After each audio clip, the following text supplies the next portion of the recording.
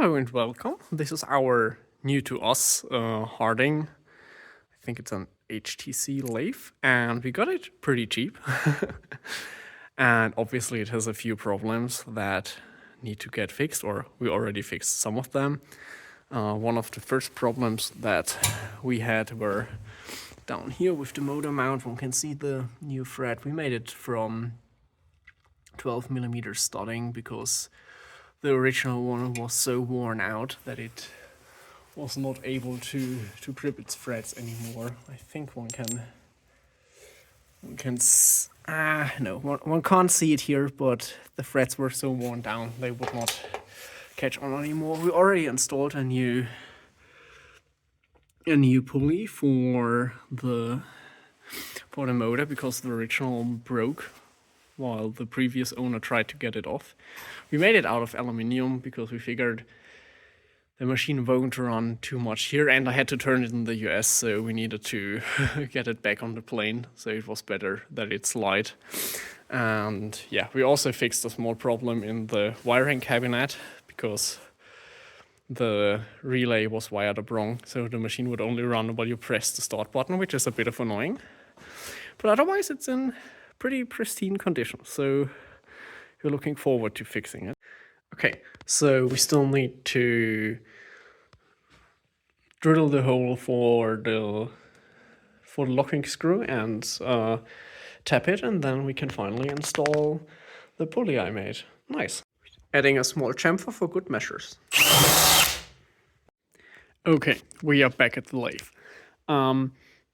We need to pull the lever feet, because normally you can switch between the lever feet and the hand wheel, but for some reason this switch is broken, so the hand wheel could only feed as much as the lever feet, and as you can see down here it hits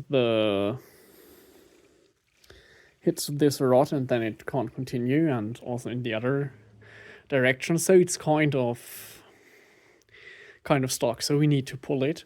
And to our utmost delight, they used imperial screws on this otherwise perfect machine. So yeah, we had to wait a bit, but now they finally arrived, so yeah, we can pull that bad boy. Okay, so I managed to pull the carriage. As you can see, there's a lot of grime in here that needs to be cleaned, and this is basically just a through hole with a needle bearing and another bearing here, and that holds this axle with a gear on it. So I feel like it should be possible to remove that handle from the axle, but right now it's not giving, and as one can see, I feel like other people also had the idea to use pliers here.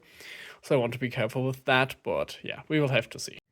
Okay, so I asked nicely and I tried to get rid of the handle, but not a chance that it is coming off. And as you can see, others also had the idea of twisting the bar, but and grabbing it for pliers, but yeah, that's not the way to go. So we will try the bearing puller, and maybe we need to heat it to get it off that seat.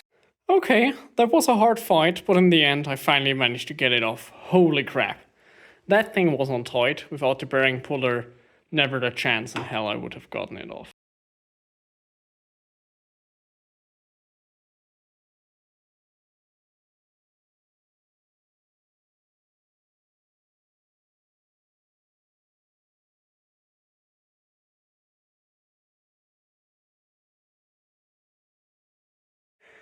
Okay, so the Carriage is finally assembled again, and it's working like a charm. I just noticed that the previous owners kind of cheated here, because if we remove the hand wheel, you will see that aluminium spacer here, and this one probably could guess it's not original. It's just a rough cut off, and the reason is that there is a water ref key here, and there's also a perfectly matching keyhole here. But apparently someone lost the key and decided to just go with the spacer instead. So yeah, before we can get it back to running, we have to clean out that keyway again and get the right size Woodruff key. But then now we should be up and running, and that bad boy should be good to go. Okay, one of the other things that is broken is the electric movement of the carriage. And initially I hoped that it's just a short or something, but I could not find anything right away. And we also want to add a DRO, so I was thinking maybe we could add an electric lead screw. So I pulled the motor, and as we can see, there seems to be a warm drive in here. Not what I was hoping for, honestly. I thought maybe they would, use something different, but that's okay.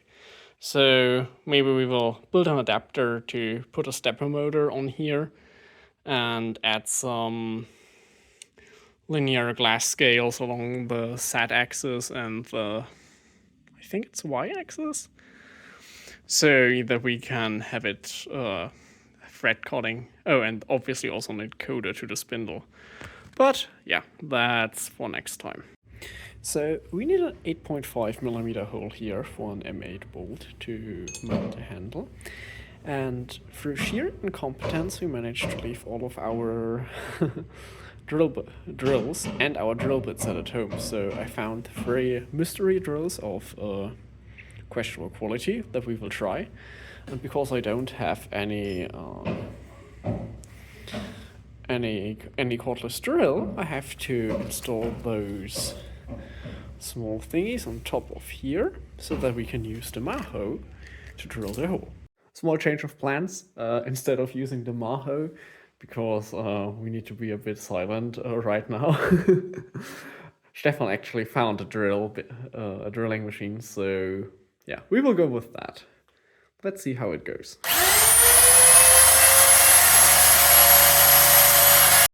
And now we have it mounted here. We still need to make a spacer, but we will need to use the lathe for it, and today it's already a bit tight schedule. And we want to add a thrust bearing in here, because right now, if you can hear that, it's rubbing a little bit and it's running against the aluminium, which is not optimal. So, and we have enough thread left to fix it. But now the cross light is finally working again. That is nice, so we are quite happy. Last thing we need to do is look at the forward-backward switcher. I think it just works by switching the phase of the motor, because right now we have the problem that running the machine backwards, the motor runs without any problems, but trying to run it forward, we can't get the motor to start, and if you give it a small touch on the spindle, it will start spinning. Or if it's not loaded with anything, it will also start spinning. So I think it's just that the contactor here might have a problem, and we need to fix that. We managed to fix it. It was actually quite easy. We just needed to get that lever here a bit further out, because the contact in here was not touching in the forward position, but was in the backward position. So yeah, it was actually quite an easy fix.